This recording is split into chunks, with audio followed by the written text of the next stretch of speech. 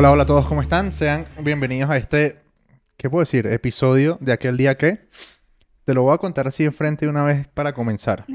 Cuando yo comencé este podcast, había dos personas que yo quería tener en este podcast. Episodio 50, episodio 100, como episodios celebratorios. Número 1, Sofía Gómez, se lo dije cuando grabamos. Número 2, Chechi Baena. Y aquí estás.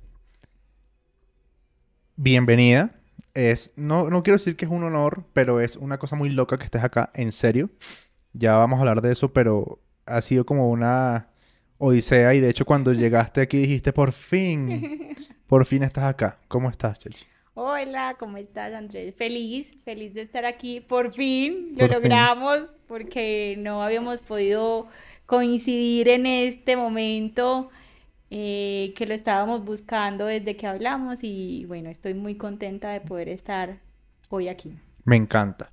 He escuchado por ahí, he leído un par de noticias que sabes patinar, Un poco.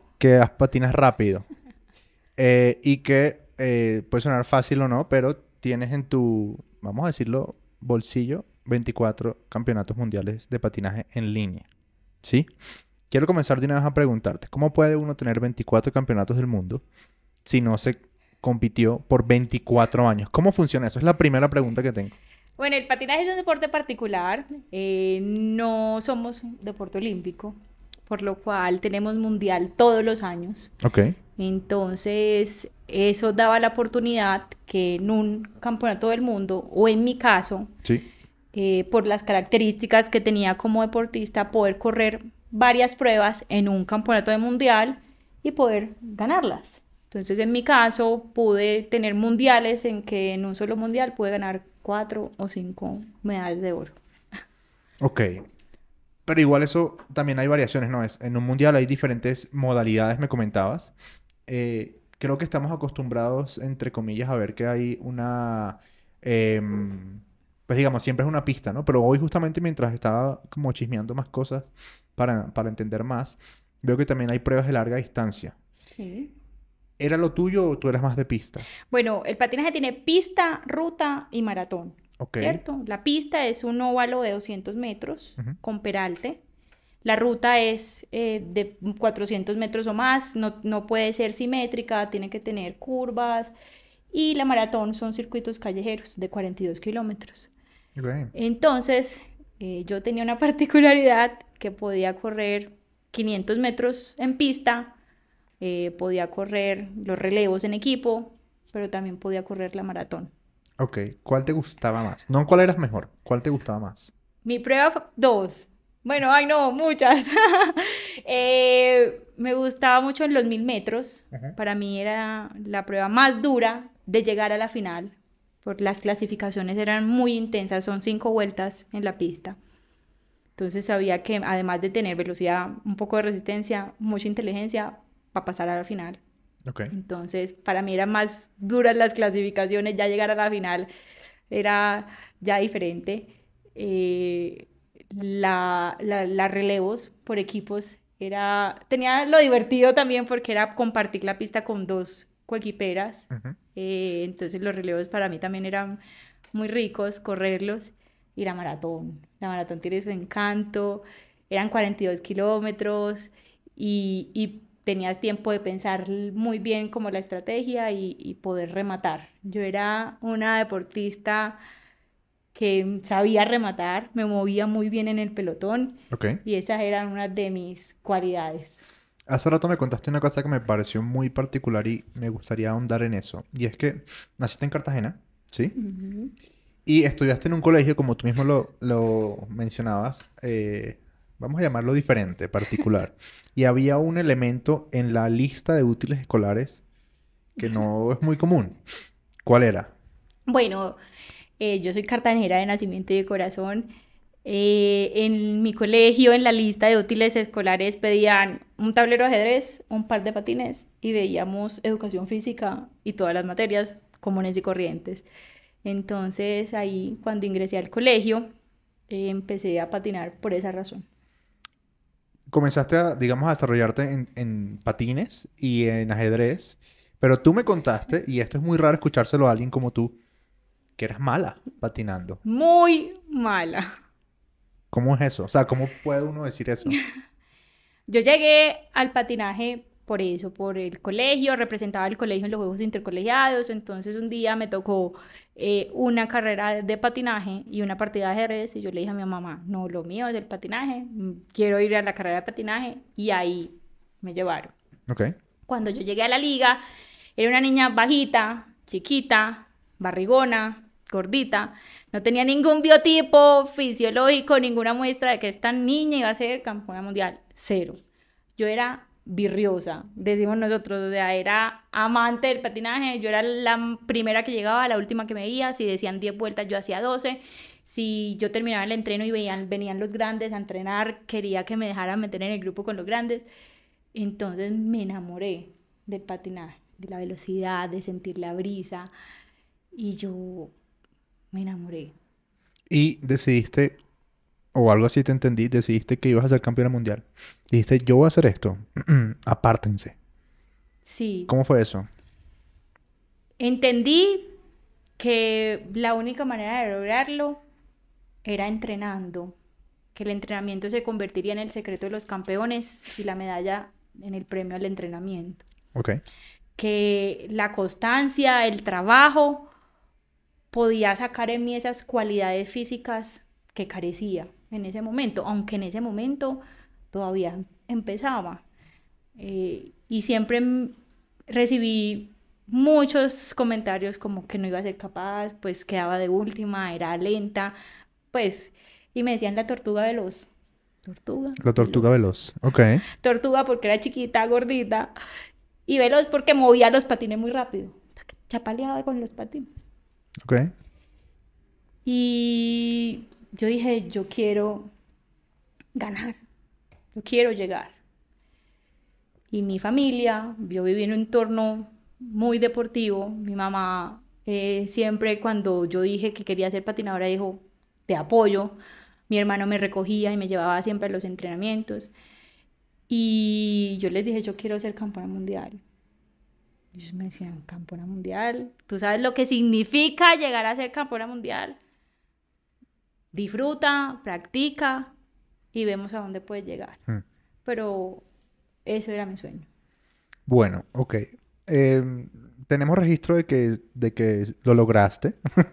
Pero lo que yo quiero saber, y sepan las personas que están escuchando, primero que se tienen que suscribir al canal de YouTube. Y segundo, que no es un episodio común y corriente, no vamos a hablar de algo puntual, sino hay muchos temas que quisiera tocar contigo. Y me pasó lo que siempre pasa con muchos invitados, y es que cuando llegan y conversamos, digo, ¿por qué no estoy grabando esto que estamos hablando? Eso siempre pasa, es normal. Pero, a ver, sucede algo, creo que Barranca Bermeja tiene un lugar especial en tu vida, ¿no? En tu corazón. Por Le, dos motivos, ¿no? le debo mucho. Yo tenía 9 años Sí. y se celebraba, eso fue año 96, más o menos, 9 o 10 años. El primer campeonato mundial juvenil de patinaje era en Colombia. En esos momentos el patinaje en Colombia empezaba a sonar, estaba Diego Rosero, Jorge Botero, Silvia Niño, Angélica Donés, Berenice Moreno. Berenice Moreno era cartagenera, era la primera cartagenera en ir a la selección Colombia. Yo Ujú. la veía entrenar, entonces yo dije, pucha, estaban organizando los papás, la familia, el viaje, el entrenador, mi entrenador. Y yo les dije en mi casa, llegué un día después de entrenar y yo dije, yo quiero ir a Barranca Bermeja a ver el mundial. ¿A ver el mundial? ¿Cómo así? ¿Con quién? ¿Cómo te vas a ir? ¿El colegio? Y mi hermano dijo, sí, yo me voy con ella. Ya teníamos todo organizado, nos íbamos en bus desde Cartagena con el entrenador y el papá de Berenice. Y yo llegué ahí y dije, esto es lo mío. Yo quiero estar ahí. Sin estar adentro. O sea, solo como En las espectador. gradas, aunque antes de que llegaban las elecciones o cuando empezaban a llegar las elecciones yo me metía en la pista y era la chiquita ahí, yo veía Estados Unidos, Italia, y yo decía, wow. Y cuando vi a Colombia ganar, a esos colombianos estar en lo más alto del podio, escuchar el himno, yo le dije a mi hermano, yo quiero estar ahí. Y mi hermano me dijo, ¿tú sabes lo que hay que hacer para estar ahí? Yo dije, yo no sé, pero estoy dispuesta. ¿Qué tengo que hacer? Y ahí empezó todo. Sucedió otra cosa en Barranca Bermeja después, ¿no? ¿Qué fue lo que pasó? En el año 2000 se celebraba otro mundial de patinaje. Yo tenía 13 años y la vida me dio la oportunidad de que ese fuera mi primer campeonato del mundo. Clasifiqué a la selección Colombia y fue Barrancabermeja el lugar donde mi sueño se hizo realidad. Te hago una pregunta así, a ver si existe una respuesta concisa. ¿Qué te cambia o qué? Sí. Mejor dicho, ¿cómo era la Cecilia que se fue a Barrancabermeja y cómo era la que regresó? Sí, porque, a ver, tú tienes años pensando en esto, pensando en esto, pensando en esto, y de repente un día pasa. Y sabes, hay un dicho chistoso que dice, no sé qué hacer ahora, nunca había llegado tan lejos. ¿Sí? ¿Qué pasa, no? ¿Qué cambió? Cambió mucho y la forma de llegar cambió. Yo tengo que contar esto porque yo no tenía la edad ni estaba en la categoría para ir al mundial. Tenías 13 años. 13 años. Y normalmente siempre van de 15, y ahora van también de 14, pero pues en esos momentos eran 15 años la edad como normal, promedio. Y en ese proceso de llegar a ese sueño, yo viajaba a Estados Unidos a competir y a entrenar para mejorar la técnica. Y hubo un campeonato ese año en enero que yo quería ir y mis papás, mi mamá y mi hermano me llevaron y competían las campeonas mundiales, las que yo veía, Jessica Cliff, Jessica Smith, Teresa Cliff, y yo decía, pucha, yo quiero competir. Era un evento que era world class, clase mundial, y yo era una desconocida, venía de Colombia, y como eran pagos en dinero, no me iban a dejar competir porque era menor de edad, pues no tenía la edad para competir. Ah, porque había premiación. Premiación en dinero, era un evento en Estados Unidos. Ya. Pero los papás hacen lo imposible por sus hijos, Sí. y mi mamá era una de esas, porque ella dejó su trabajo para hacer las rifas, vender los buñuelos, hacer los bonos para que yo pudiera tener los mejores implementos, todo. Y me llevó al campeonato y cuando dijeron, no, ella no puede competir, no tiene la edad, esto es pago, no sé qué, pero venga, venimos de Colombia, al igual ella no va a ganar, déjenla competir. Salió la primera prueba, recuerdo que estaba muy nerviosa y mi hermano me decía, tranquila. Y la primera prueba efectivamente quedé como de décima, no sé, mal, pues, pero estaba ahí. A la segunda prueba, en una prueba más larga, 20 kilómetros, y mi hermano me dice, yo voy a estar aquí, en este semáforo. Cuando toquen campana, ataca. No tienes nada que perder. Al igual no vas a ganar. Última vuelta, paso la línea de meta. Yo veo a mi hermano ya en el semáforo y me dice, ataca, dale, dale. Y yo ataqué y gané. Todo el mundo Sí, dijo, como, ¿qué acaba de pasar? ¿quién es ella? ¿De dónde salió? Yo salí en la portada de una revista que se llama Skating Times, que era muy famosa en Estados Unidos. Y dice, oh, Cecilia, ¿quién es Cecilia? Y está detrás de mí, Jessica Smith, campeona mundial, y mi mamá se ve en la llegada alzando las manos en la portada de la revista. Y ahí cambió todo. Entonces, al volver a Colombia, dijeron, huevo, ¿de dónde salió? ¿Quién es esta niña? Ya yo empezaba a perfilarme, pero pues obviamente no, pues... Sí, o sea, llegaste muy rápido al llegadero. Entonces, me suben de categoría para ir al campeonato selectivo, gano el cupo y voy al mundial. Llego al mundial y... Tengo una pregunta. ¿Qué pasó con la plata? Ah, no me la dieron. ¿No te la dieron? No me la dieron porque pues obviamente eran las reglas. Pero pues fue algo para mí demasiado especial. Claro. Ya haber logrado eso.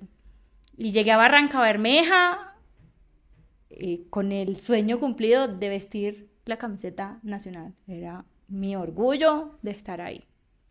Y a mí me han pasado muchas cosas y esta anécdota la tengo que contar. Primera carrera, Cecilia Baena, Colombia, abría el mundial, era la primera deportista, nos llaman al sorteo. Yo no tenía mis números. Entonces estoy calentando, calentando, concentrada, llaman, chequeo. Y yo le digo, Juan, no tengo los números, mi hermano. Mi hermano me dice, no te preocupes, están en las carpas. Tranquila, calienta. Llaman al juez y el juez árbitro me dice, usted no tiene los números. Y yo dice, no, ya me los voy a poner. Me voy a alistar, me pongo los patines. Y yo veo que en la carpa hay tensión. Los números de Cecilia, los números de Cecilia, los números de Cecilia. El delegado había olvidado los números en hotel.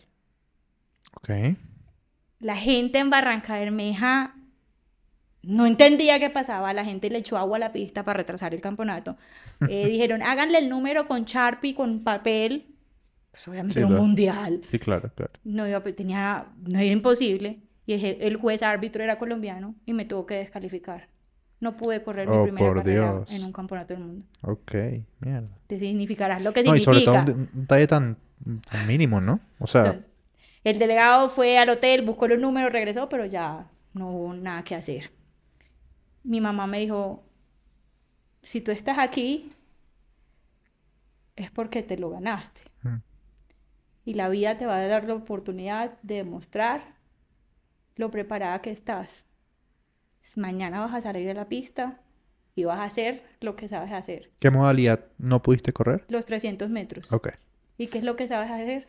Sonreír cuando estás en patín. ok. Y el día siguiente competí los 500, gané. Al día Te siguiente llevaste los esos 1000. números guardados Ya, debajo del brazo. al día siguiente competí los 1000, gané. Gané 4 títulos del mundo y impuse un récord mundial en mi primer campeonato. Qué Y ahí locura. todo cambió. Me Claro. preguntas qué pasó después de eso. Todo cambió. Porque me di cuenta que era posible, que en retrospectiva todos esos mensajes de que no iba a ser capaz, de que no iba a lograr, no tenía el talento, no tenía el biotipo, creí en mí, a pesar de... ¿Tú sientes que em, fue un tema, o sea, hablábamos hace rato de que hay deportistas que nacen con talento y hay otros que se construyen, ¿no? A punta de trabajo. Sin duda, mejor dicho, ¿tú crees que a pesar de que el trabajo se hace, sí, o sea, eso es lo que hay que hacer, em, tiene que pasar que un montón de cosas se alineen, ¿no? ¿Sí? Muchas. Porque campeón mundial hay uno, ¿sí? Y en ese momento seríamos, no sé, 6.500 millones de personas en el planeta. Em, ¿qué, qué se alinea para que uno sea campeón mundial? Una vez, ¿sí? No te voy a hacer esta pregunta 24 veces, pero ¿qué se tiene que alinear? Porque, por ejemplo, una vez conversaba con un atleta que ganó la carrera más importante de trail running del mundo y él me decía, yo gané ese día. Al día siguiente probablemente no, pero ese día sí. Y resulta que ese día era la carrera y yo fui el Era mi mejor. día. Probablemente hubiésemos corrido a la semana y yo quedo de último. No lo sé. Hay muchos factores. Primero tengo que decirte, no hay talento que la disciplina no venza. Y yo soy muestra de eso, que hay que ser constante, hay que tener determinación, método, entrega. Si tú no lo haces, el éxito no va a llegar. Y en el deporte se necesita eso. Y para llegar ahí, yo siempre que me paro en una línea de salida, digo, todas las que estamos aquí, estamos porque somos las mejores de nuestro país. Nos preparamos para eso. Claro, por algo estás acá. Por eso que estás ahí. Y cualquiera puede ganar. Mm. Pequeños detalles hacen la diferencia. Mínimo, milésimas de segundo, milímetros de rueda en mi deporte. ¿Qué hace? Eso, muchas cosas. Y cuando tú estás ahí, empiezas a ver todo lo que tuviste que hacer para llegar.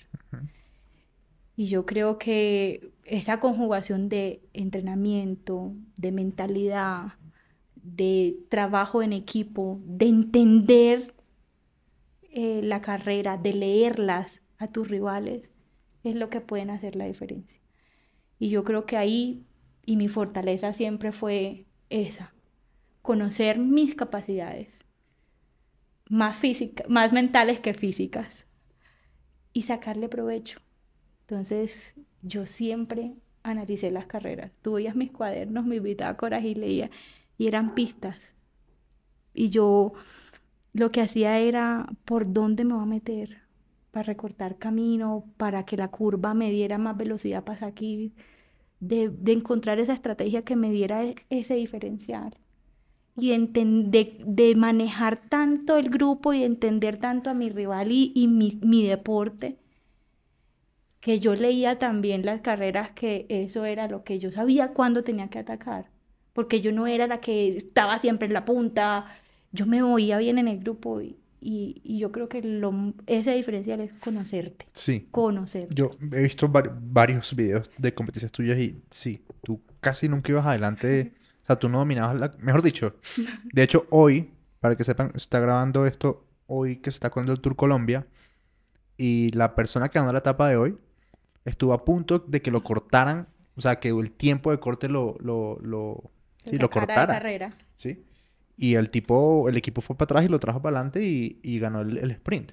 No sé si, o sea, me genera mucha curiosidad eso. Ahora tengo una pregunta.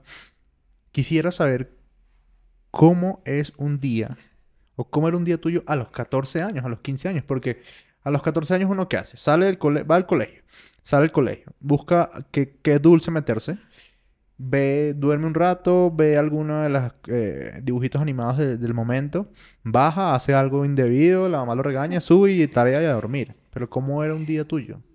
Bueno, a los 13 fui campeona mundial, a los 14, a los 13 años aprendí a montar bicicleta. Aprendí a montar bicicleta porque lo necesitaba para mis entrenamientos. Ok. Imagínate.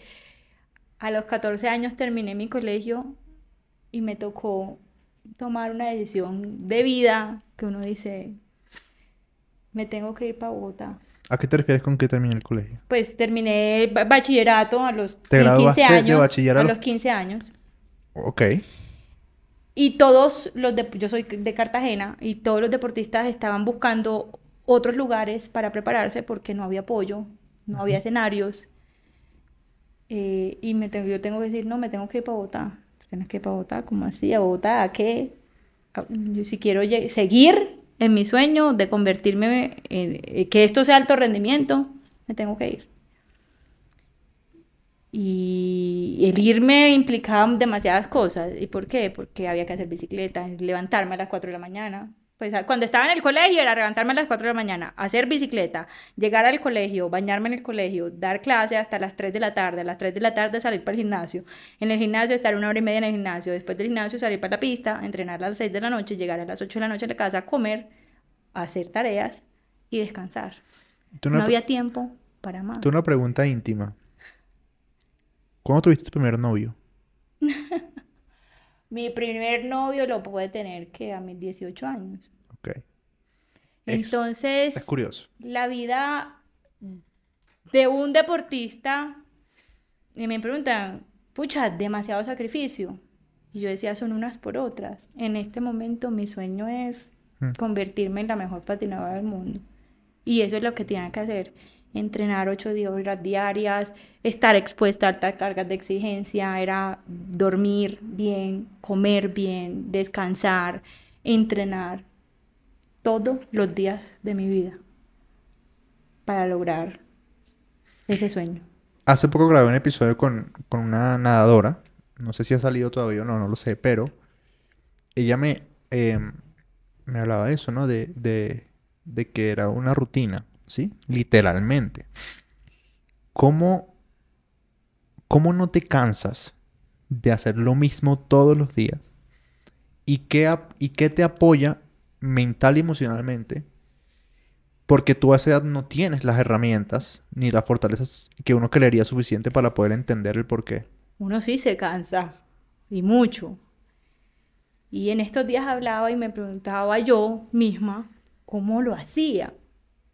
Y entonces, y se pregunto, ¿qué es más importante, la disciplina o la motivación? Y para responder esa pregunta yo decía, pucha, la disciplina es lo que te hace ser constante para ese resultado, que a pesar de que no quieras, debes hacerlo. La motivación es la chispa, es el impulso, lo quiero lograr. Pero si no eres disciplinado, no eres constante, la motivación va a fallar en algún momento, porque en esa edad necesitas ese entorno. Y ese entorno para mí fue muy importante. Mi familia, mi principal patrocinador, mi entrenador, que obviamente con su conocimiento me formaba, mi hermano, mis compañeras, porque a veces yo era la que ganaba, pero habían compañeras claro. también que me ayudaron a llegar a ese resultado. Entonces, era un triunfo de todos, aunque yo era la que pasaba la línea de meta de primero. Claro. ¿Tú te acuerdas? Es que me acabo de ir un toquecito para atrás y quisiera preguntarte. ¿Tú te acuerdas cómo fue la entrada al colegio después de ganar el primer mundial? Porque eso es un clásico, ¿no? Siempre llega y todos los niños... No, y llegaba a Cartagena, que lo recibieran a uno el carro de bomberos. Carro de bomberos y todo. Eso es un Obvio, clásico. clásico. Muy colombiano. Eh, Cambia todo. Llegaba al colegio y todo el mundo, wow. Llegué a la pista y los niños, uno los veía con ese brillo en los ojos de decir, Como una amiga que está ganó. por aquí, que le están brillando los ojos hace rato. Entonces, y uno a esa veces no lo entiende. Con decirte Mm.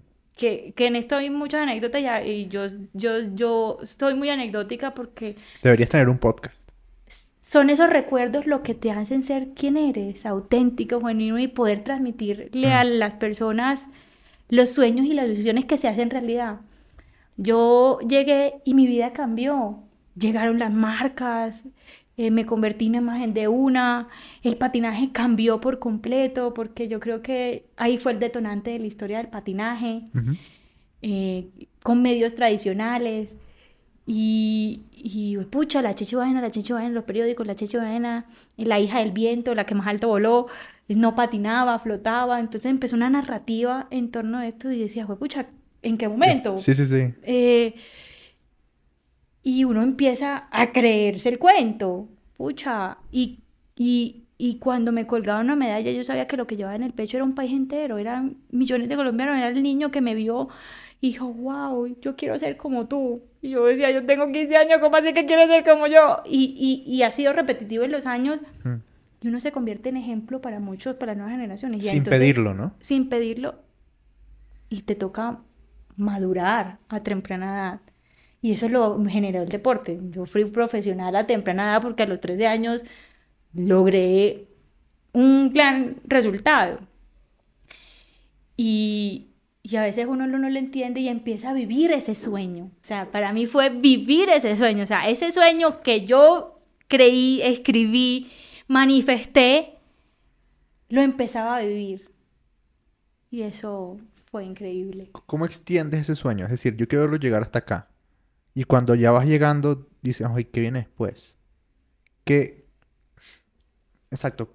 ¿Tú qué veías o cómo te proyectabas? ¿No? Porque es que creo que eso es un tema que pasa con el patinaje, con la gimnasia, y es que los niños se vuelven estrellas mundiales a una edad A temprana ridícula, edad. ¿sí? O sea, Yo fui campeona mundial a temprana edad. Por eso. Y también pasa en la gimnasia, ¿no? Sí, así es. O sea, campeona mundial a los 13 años. O sea, eso, normalmente en cualquier deporte, el profesionalismo llega a los 28, una edad madura, 26, o sea, más. Pero en mi deporte, al no ser olímpico y todo eso, todo lo que hablamos, pues acelera ese proceso. Y empecé a vivir ese sueño, recorrer el mundo, llegaron las marcas, llegaron patrocinadores y era prepararme. ¿Qué viene ahora? ¿Me entiendes? ¿Cuál va a ser el siguiente reto? Entonces empieza todo ese ciclo olímpico, empieza la carrera profesional y cuando uno está ahí, lo difícil no es llegar, es mantenerse. Claro. Cómo tú año tras año puedes seguir siendo la mejor en un deporte a nivel mundial. Entonces, ahí el mindset ¿Tú te es acuerdas? distinto. ¿Tú te acuerdas? Me mencionaste a dos mujeres, creo que eran americanas las dos, de esa competencia de la portada de la revista. ¿Tú te acuerdas la siguiente vez que las viste? Que llegaste y dije, ella hay que pararle bolas, porque ya nos ganó. En mis primeros mundiales no me tocaba competir con ellas competían en mayores. Sí. Yo competía en juvenil. Y cuando llegué a mi primer mundial de mayores, ¿A qué edad puede ser mundial de mayores? a los 18, Ok. creo, más o menos. Y yo llegué a mi primer mundial juvenil, mayores en Italia, la cuna del patinaje mundial. Ahí nace el patinaje. Y uno siempre tiene un podio soñado. Ujú. O sea, o yo en mi caso, Dije, pucha, ya llegué a la élite del patinaje. Y yo veía Valentina Velone de Italia, Estelle Florence de Francia, Julie Brandt de Estados Unidos. Y veía a las otras y decía, me va a tocar competir con estas monstruos. O sea, yo no lo podía creer. O sea, yo llegué y esa emoción, de ese nervio de estar entre las mejores porque eran las deportistas que yo admiraba. Y la vida me dio la oportunidad de disfrutarlo y de vivir mi mejor carrera. La carrera perfecta. Esa carrera que tú duermes o intentas dormir y la tienes en la mente. Desde el pistoletazo hasta la línea de llegada. Y me tocó vivir ese momento en ese mundial. ¿Cómo planteaste esa carrera? Sí, porque, ¿sabes? No sé si te ha salido en redes sociales videos de pilotos de Fórmula 1 Sí. que con los ojos cerrados saben, curva a la izquierda, curva a la derecha, aquí acelero, aquí bajo a tercera. ¿Recuerdas cómo planteabas las carreras? Porque, a ver, si uno lo ve de una forma muy básica, pues es darle vueltas, ¿sí? A un óvalo. Pero, No es tan pero no es sencillo tan como sencillo, eso. ¿no? Entonces, ¿cómo plantea uno una carrera tan precisa, ¿no? O sea, que son darle una cierta cantidad de vueltas a un espacio, pero pues pasan muchas cosas, ¿no? ¿Cómo se plantea eso? Has- Hasta la mejor improvisación es la que se planea. Ok. Yo siempre he creído eso. Y en el deporte, la estrategia juega un papel muy importante. Y yo tuve mi espía De eso quiero hablar, aquí lo tenía también. anotado. Hablemos de tu hermano también, Juan después. Carlos se convirtió en mi conciencia, en esa persona que me hablaba, porque empezó, siempre era el que me llevaba a los entrenos, me traía, mis papás trabajaban, mi mamá llegaba luego al escenario a verme entrenar, pero mi hermano cumplió un rol muy importante y le debo más que mis 24 medallas, yo creo que le debo mi vida deportiva. Ok. Y mi entrenador Elías tenía muchos deportistas, pero mi hermano siempre estaba ahí. Empezó a entender el deporte, a hablarme y siempre viajaba conmigo a todos los eventos, a los mundiales. Entonces él llegaba a la pista a las 6 de la mañana, veía todos los países, Colombia entrenaba, él se quedaba, terminaban de entrenar todos los países y él después me decía, esta usó estas ruedas, esta corrió así, la curva la cogió así, mañana vamos a hacer esto, vamos a mejorar en esto. Y empezamos siempre a analizar las carreras previas a eso. Y tenía otros ojos. Ujú. Entonces, llegó ese momento, me tocó en la semifinal sacar a Julie Glass, que era la deportista más fuerte en ese momento, y la semifinal fue tan cerrada que Julie se cae en la línea de meta.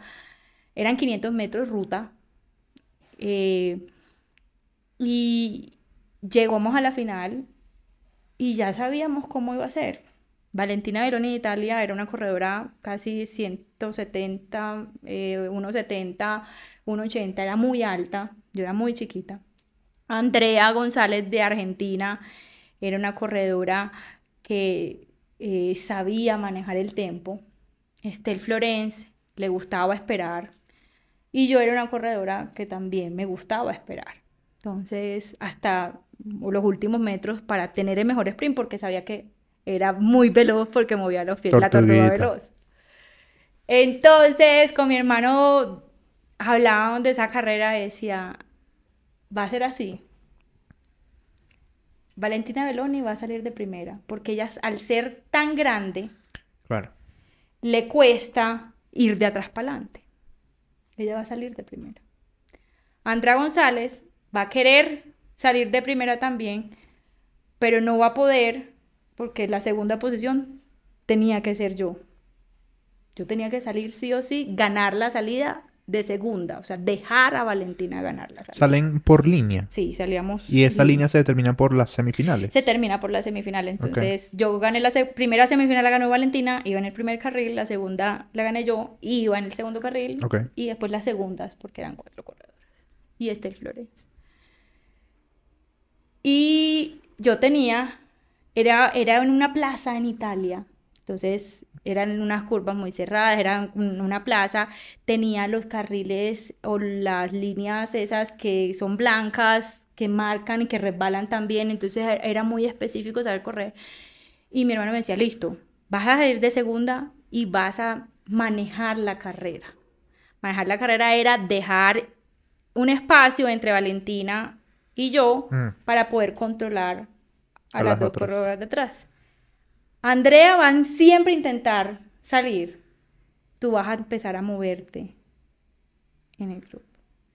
Y cuando falten, en la última curva van a faltar ni 100 metros, 50 metros, vas a atacar. Y ahí vas a ganar la carrera. Y así fue.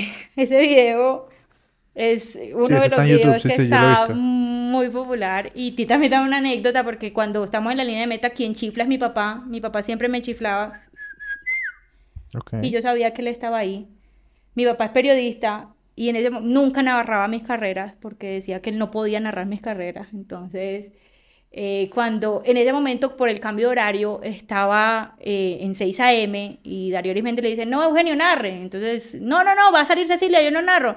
No, Eugenio, le toca narrar. Entonces, él chifla y va la nena, salió la nena, ganó la nena y lo único que dijo en Radio Nacional es que ganó la nena. Entonces, Transmisión privada. privada. Entonces, ese fue un día para mí Claro, apoteósico. claro.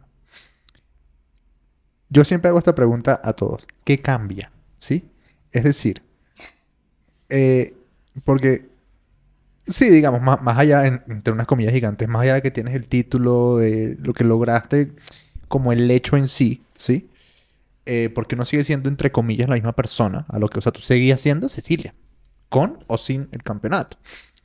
Pero, ¿qué cambia en tu forma de percibir el mundo? Y ya para irme a una parte que quiero que hablemos, porque fue lo que más me gustó cuando hablamos abajo, es ¿qué cambia el patinaje? ¿Sí? ¿Y cómo cambia el patinaje? Porque hay que decirlo de esta forma y creo que no es irresponsable de mi parte, pero el patinaje colombiano es una cosa antes y después de Chechi. Entonces, ¿qué cambia? ¿Sí? Eh, porque además Colombia comienza a aparecer en el mapa de verdad, ¿sí? Porque no era como una... Ya no era bueno, esta vez ganó la colombiana, sino ya era una cosa como que Colombia es una potencia y eh, esto es en serio, ¿sí? Y bueno, ya de ahí pues han pasado un montón de cosas, pero ¿qué cambia? En mí mucho, una persona madura que empezó a vivir del deporte, que catapultó el patinaje a convertirse en potencia. Yo creo que el patinaje ha sido el deporte que más resultados le ha dado al país, indiscutiblemente. Sacamos el fútbol, que es un espectáculo, Mm, y el patinaje, si hablamos de resultados, es el deporte que más resultados le ha dado. La selección Colombia de patinaje hizo algo y que por eso se convirtió en el mejor deporte nacional, lo quiero decir, porque cambió la mentalidad. El equipo, la federación, el cuerpo técnico, los deportistas hicieron entender que éramos capaces, porque teníamos sentido de pertenencia, porque empezamos a mostrar el talento de nosotros ante el mundo. Y ahí cambió la mentalidad de que el deportista colombiano sí podía ser ganador.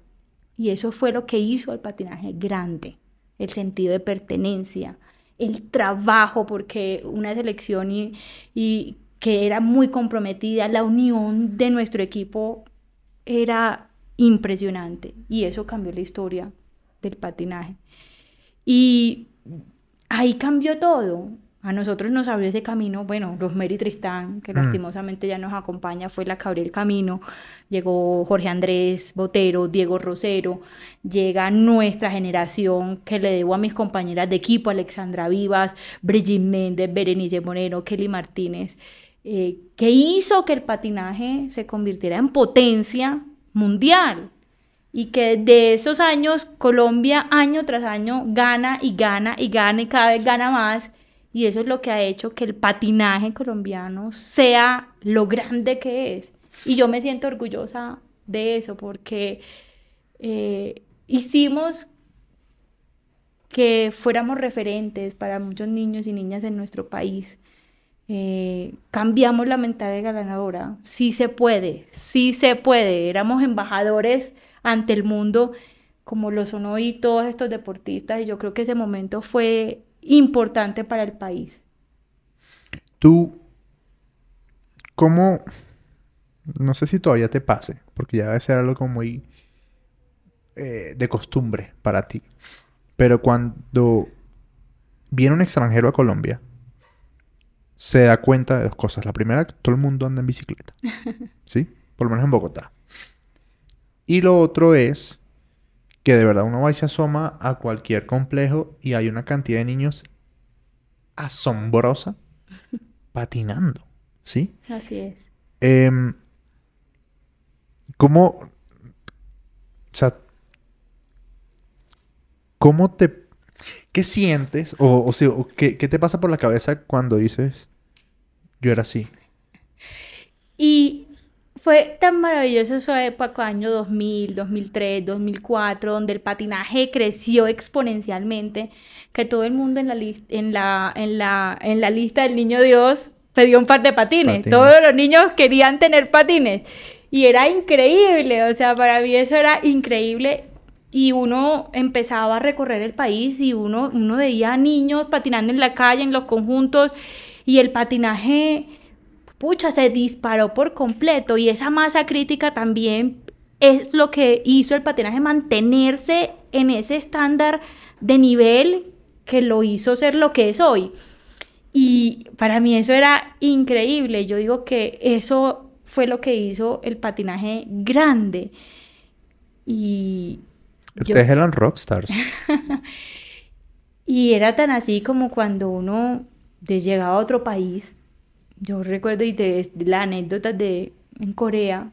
En mi época, Asia era muy fuerte y Corea era el rival, uno de los rivales más fuertes de Colombia. Y yo competía maratones con un equipo internacional e íbamos a giras a competir maratones y llegábamos a Asia y había una valla de la Checho Baena. Yo decía, Tengo que preguntarte una cosa porque para mí esto es cuando una persona de verdad lo logra en la vida y es un rockstar. ¿Había cuadernos con tu cara? sí, y esto no es y esto yo decía, pero aquí, o sea, y se llenaban los escenarios y pasaba algo muy particular. Y me pasó algo muy particular. Estábamos en firma de autógrafos y pues obviamente uno ni hao saludaba, pues lo que, pues, o en el idioma, annyeonghaseyo, pues entonces en los asiáticos y venían los niños y había un niño que venía con el casco, yo firmaba el casco. Y como todos son iguales, uno decía, bueno, yo decía, pero este casco ya yo lo firmé. O sea, el niño se iba atrás, borraba y volvía a hacer la fila. Como para tener el momento contigo. Para poder decir, quiero estar ahí y tomarse otra foto. O sea, ¿qué es esto? Y ahí entendí el poder transformador e inspirador que tiene el deporte y nosotros. O sea, esos embajadores positivos ante el mundo y que tenía una gran responsabilidad. Claro. De todos esos que me veían y que querían ser como la Checho Baena o bueno, en ese momento pues como ahora, como Mariana, como Katherine, como Egan, como Rigo. Tenemos una responsabilidad muy grande porque somos agentes de cambio y agentes de consecución de sueños para esas nuevas generaciones. Entonces, para mí, eso es lo más bonito que tiene el deporte. ¿Cómo hacemos para que el patinaje siga creciendo? Pucha, el patinaje en Colombia está desbordado. Cuéntame de eso porque eso me sorprende. Lo que hablábamos del nivel que tiene Colombia con respecto al mundo. O sea, ¿qué pasa? ¿Con qué nos están alimentando acá? Es los ídolos, las figuras, esas que seguir, que año tras año, recambio generacional, siempre han habido buenos reemplazos que han seguido ganando. Entonces ya no está la Checho Baena, pero está Fabriana Arias, está Heini Pájaro. Sí me voy a entender, ya no se fue Pedro Causil, Andrés Muñoz, llegó Andrés Jiménez, ¿me entiendes? Que han seguido esos ídolos inspiracionales. Y eso es lo que ha hecho seguir fortaleciendo este deporte. Somos la mejor selección del mundo por más de 10 años consecutivos, o no sé si más. Y eso lo ha hecho Colombia con un trabajo serio, planificado. Yo digo, en Colombia o en Bogotá hay más pistas que en todo Estados Unidos. Eso es una locura. El patinaje aquí es una locura. Y eso tiene demasiado positivo para nuestro país, pero también para nuestro deporte a nivel mundial. A veces hace que no haya tanto interés de los demás países y por eso vemos mucha deserción cambios de nuestros deportistas al hielo, de los deportistas de otros países, porque buscan ese el resultado olímpico que no claro. lo tenemos. Entonces, hay que seguir trabajando por nuestro deporte, hay que seguir, y yo creo que en Colombia ha hecho bien la tarea, pero creo que a nivel mundial puede hacerse mejor. Ahí tenemos que apostarle. Vamos a meter picante a la cosa. ¿Qué falta para que el deporte, el patinaje, sea olímpico de ruta? Muchas cosas, muchos factores. Primero, escenarios estándares, que sean iguales en todo el mundo. Ya Ok. estamos en ese camino. Segundo, más de 50 países en un mundial. ¿Cuántos van ahorita más o Más o menos? menos 33, 34. Que se practiquen los 5 continentes. Que el calendario de carreras sea menos. O sea, para que entre a los Juegos Olímpicos deben ser 2 o 3 carreras. Nosotros en un mundial tenemos 6 de pista, 6 de ruta y una maratón. Son muchas medallas y por cada categoría, pues Claro, una por locura de eso es que medallas. uno ve tantos De campeonatos acuerdo. mundiales. Ok. Y a veces pienso que Colombia no gane tanto. Ok. Y es difícil de decirlo, porque, pues, o sea, ¿cómo yo puedo decir eso? Y yo decía, yo quiero que Colombia siga ganando porque así tiene que ser. Pero esa hegemonía también, no sé, no es atractivo para el olimpismo, para el mundo. Y no lo digo, pues quiero aclararlo, que no es por mal, quiero que Colombia siga ganando, pero también algo pasa. ¿Por qué los demás países no siguen en ese proceso? Entonces, nosotros también como colombianos tenemos que tener esa tarea de ver qué hacemos en la región para seguir creciendo y se ha trabajado. Muchos entrenadores colombianos ya están en otros países y ya vemos que Ecuador ganando, Guatemala ganando, y eso es bueno, la competencia es necesaria. Entonces, sí, yo creo que hay mucho por hacer y el patinaje colombiano lo hace maravillosamente. Yo creo que sin duda alguna generación tras generación es mejor y eso es lo que nos ha hecho grandes. Hablas una cosa de la generación y necesito preguntarte una cosa que me comentaste y es, te retiraste joven, ¿sí? Muy joven. También porque, pues, obviamente comenzaste a rendir extremadamente joven. Tú tienes 2 años más que yo. Tú todavía eres joven. Y yo soy joven también. Pero el punto es que, ¿cómo, cómo es el proceso de desprofesionalizarse? Porque no es que te despiertas al día siguiente y dices, uy, qué rico, y no hay que entrenar. No. Porque ya, yo me imagino que ustedes están tan metidos en eso que es como un síndrome de abstinencia. No sé, ¿cómo es el proceso de salir del Mi deporte? carrera deportiva en mis años fue un poco distinta, pero fue distinta porque quise ser pionera, pues, o sea, hacer muchas cosas que permitieran hacer crecer a nuestro deporte. Ok. Entonces, los campeonatos del mundo, luego llegaron los circuitos mundial de maratones, que era la World Line Cup, y primeros colombianos que fueron Diego Rosero, Jorge Andrés, Silvia Niño, se fueron a correr por equipos profesionales, como correr la Fórmula 1 Ujú. en patinaje. Entonces eso era impresionante porque era representar a un equipo, hoy este domingo correr en Suiza, el siguiente correr en Francia, el siguiente en Alemania, en fin, era pagar pues Sí. carreras con bolsas de dinero como las maratones que se corren ahora de running. Y eso cambió también vender el deporte como un negocio y como un espectáculo. Entonces yo después de ellos, que fueron los que abrieron ese camino de maratones, me fui a correr maratones, gané 3 años consecutivos la World Line Cup, el circuito mundial de maratones, y de ahí fueron más colombianos, o sea, más equipos también. Y luego regresé a volver a mundial, a seguir, volver a representar a mi país mundial, y yo dije, ¿y ahora qué? Ya había competido en todo el ciclo olímpico, ya había ganado suramericanos, centroamericanos, panamericanos, y había ganado ya 24 títulos del mundo, y yo dije, ¿ahora qué?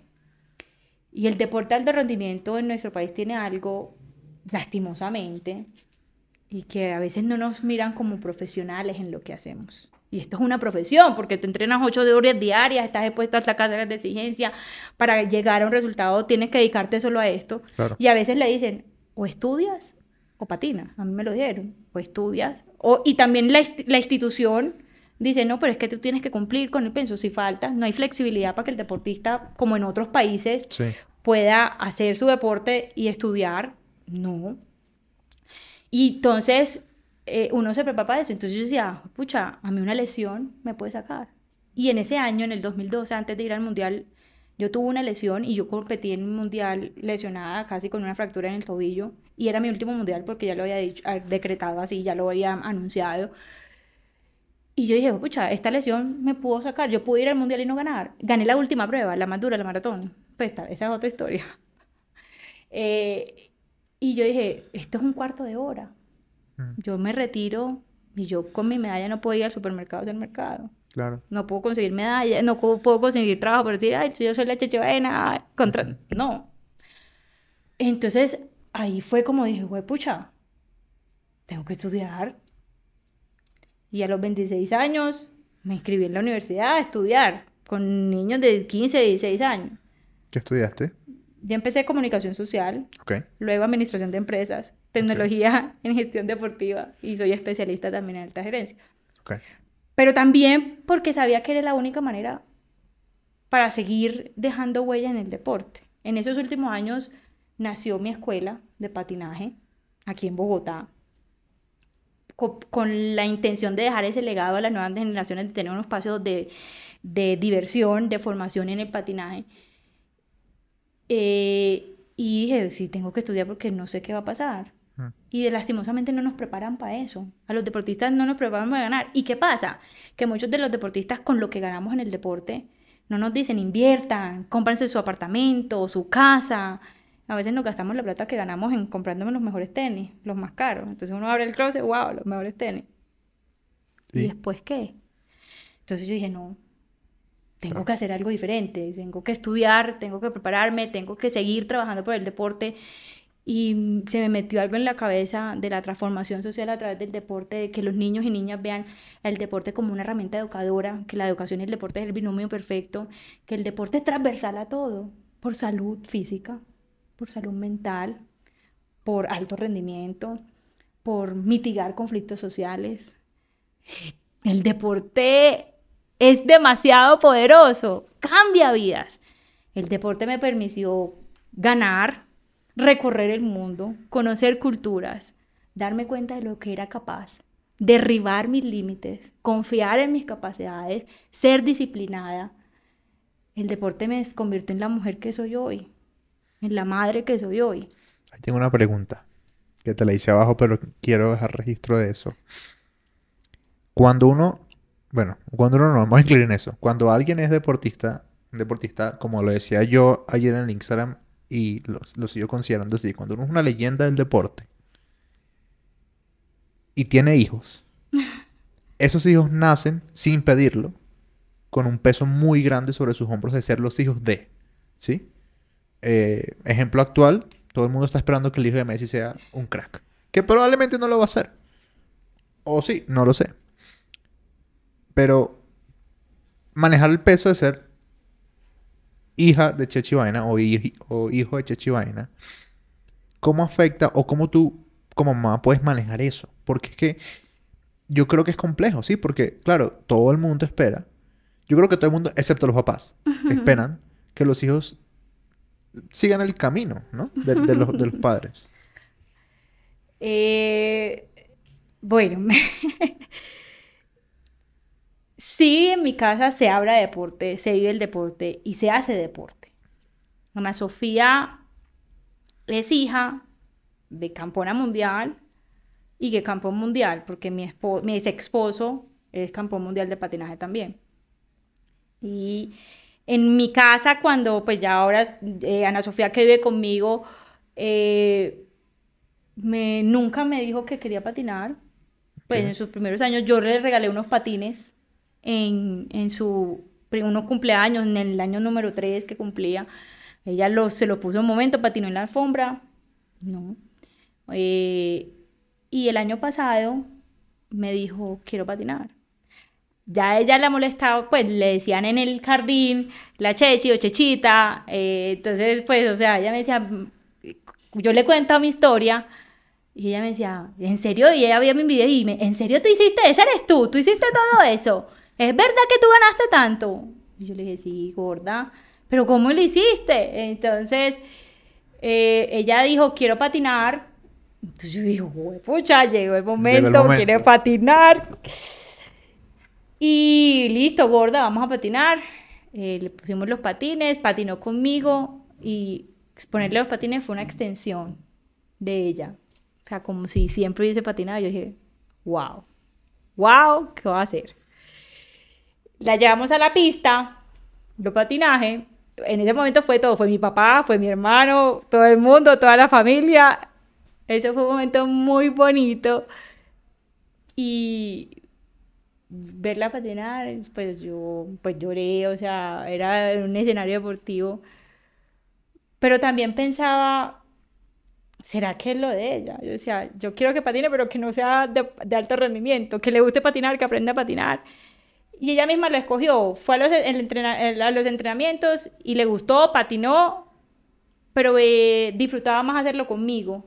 Uh-huh. Entonces, creo que también ahí yo veía a los entrenadores y también veía como que, pucha, la hija de la Chechi, ¿qué va a hacer? ¿Cómo lo va a entrenar? Si estoy haciéndolo bien. Entonces, en realidad lo disfrutaba más conmigo. Después dijo, no, yo quiero hacer otro deporte, perfecto. Ella tiene que encontrar su pasión. Me encantó que lo hubiese hecho. Si escoge volver a patinar, la voy a apoyar. O si quiere hacer patinaje de alto rendimiento, lo voy a hacer. Claro que sí. Pero es muy duro ser papá de un deportista de alto rendimiento. Esa es la siguiente pregunta. Una cosa es que uno, que sea que la sobrina le salga buena patinando. O que el sobrino resulta que es un crack en el fútbol. Y uno le dice a los papás, apóyalo a ver qué pasa. Pero claro, uno no tiene ningún tipo de responsabilidad y uno le puede decir, claro, hágalo. Porque uno no tiene nada, no tiene velas en ese entierro. Pero desde tu perspectiva y teniendo la historia que tienes, ¿qué le puedes decir a un papá que tiene en su casa a una potencial o no sabemos, estrella del deporte? O sea, ¿cómo llevar eso? Los papás son los principales patrocinadores del sueño, de acompañarlo, de vivirlo. Ellos sí son motivadores. Son los que los llevan, los que los traen, los que le compran los patines, los implementos. Pero tienen que entender su rol de estar ahí. No son el entrenador. Porque a veces ponemos nuestros sueños en ellos. Uh-huh.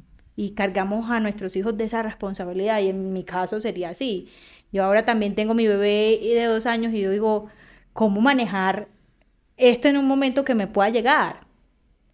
Y yo creo que el rol del padre es acompañar a sus hijos en ese sueño, motivarlos, estar ahí en las buenas y en las malas, de disfrutar el proceso, porque son muy pocos los que llegan a ser campeones. Y en esa pirámide, de disfrutar ese proceso, que a uno no le dicen eso, ellos son los que tienen que estar ahí para acompañarlos y alentarnos en ese proceso. De verlos llorar con las derrotas, de verlos sufrir del cansancio, con las lesiones. Y es esa voz que está ahí. Tú puedes, vamos a lograrlo, estamos contigo, te estamos apoyando. Para mí ese es el rol principal del papá y de la familia en acompañar ese sueño, porque hay que enseñarlos a disfrutar de ese proceso, de ese camino que a veces yo lo miro más atrás y dije, a veces yo lo digo ahora, pude haberlo vivido de otra manera, pero esa fue la manera con lo que viví, o si lo voy a hacer con mi hijo, quiero vivirla de otra manera. Entonces, creo que ese rol es muy importante.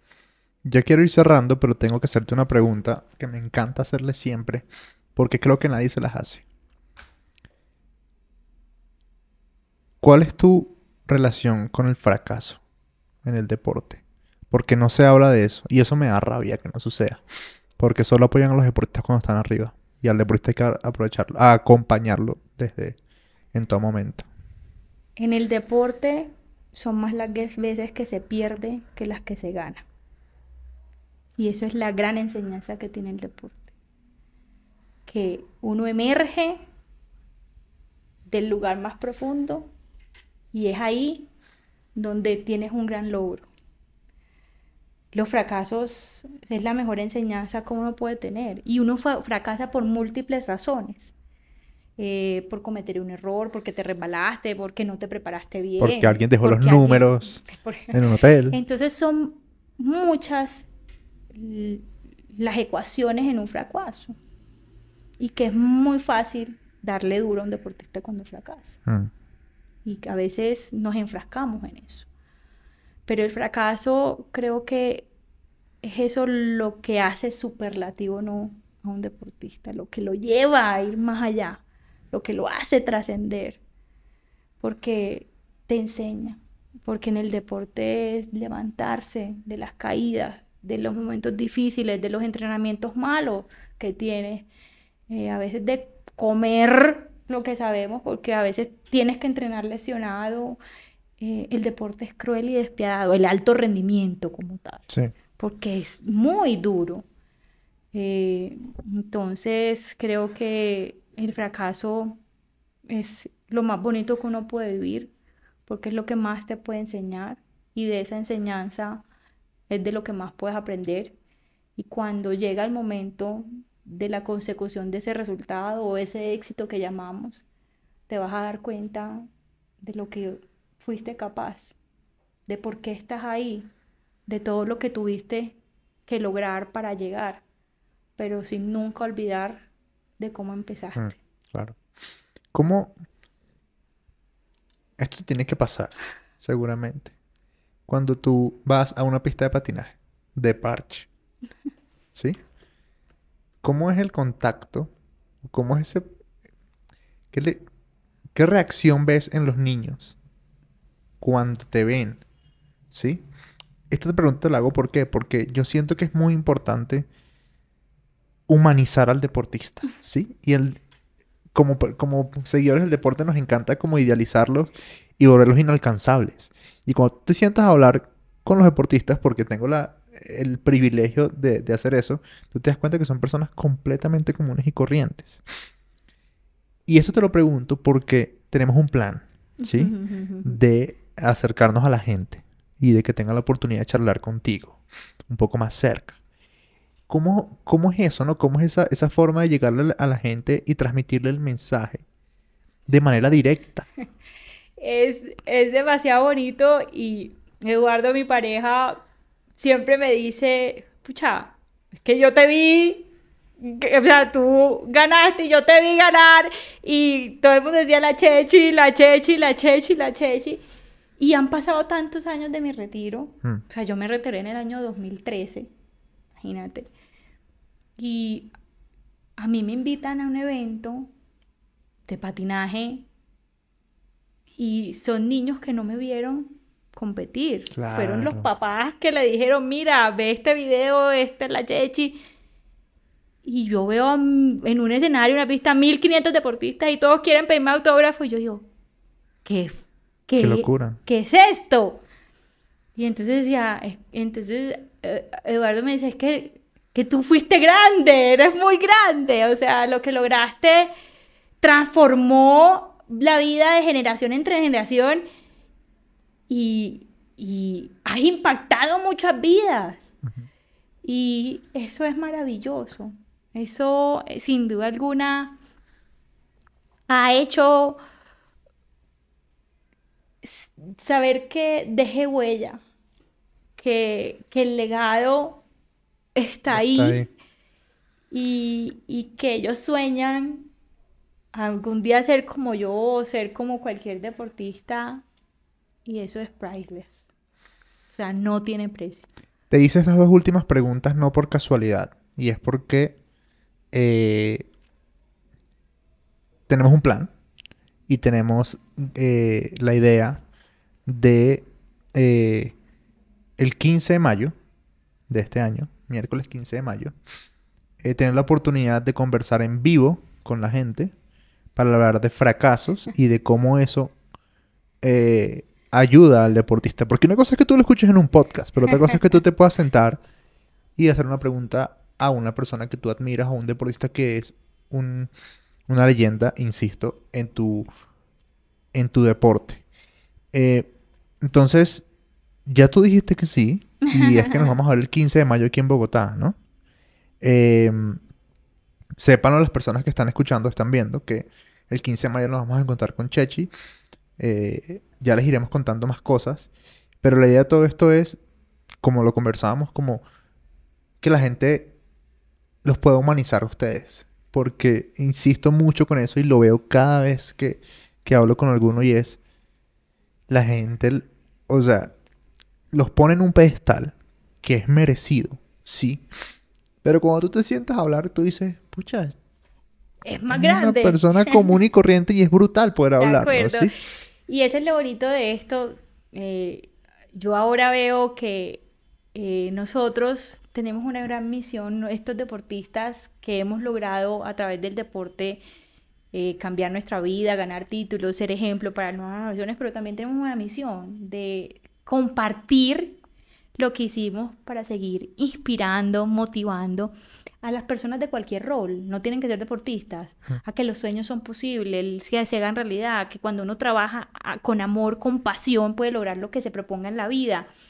Somos ejemplo de eso. Viralicemos lo positivo de estos embajadores que son los deportistas, porque cuando un deportista está compitiendo, en este caso, bueno, vemos a Rigo y vemos a las familias colombianas en torno a ver a Rigo, vemos a Mariana en su bicicleta y decimos, ay, qué pucha, todo el mundo viendo la carrera de Mariana, salta Caterina Ibargüen, saltó en los Olímpicos y todo el mundo, el deporte une, convoca, inspira, es emociones, despierta las emociones y eso es lo que hace que la gente se inspire con estas historias, que son historias reales de personas como cualquier otra que logró algo a través de lo que hizo, ¿me entiendes? Y poder compartirlo es maravilloso. Entonces estoy feliz de poder estar en ese espacio que vamos a tener y poder que muchas más personas se inspiren conociendo también lo no bonito, porque es que de eso no bonito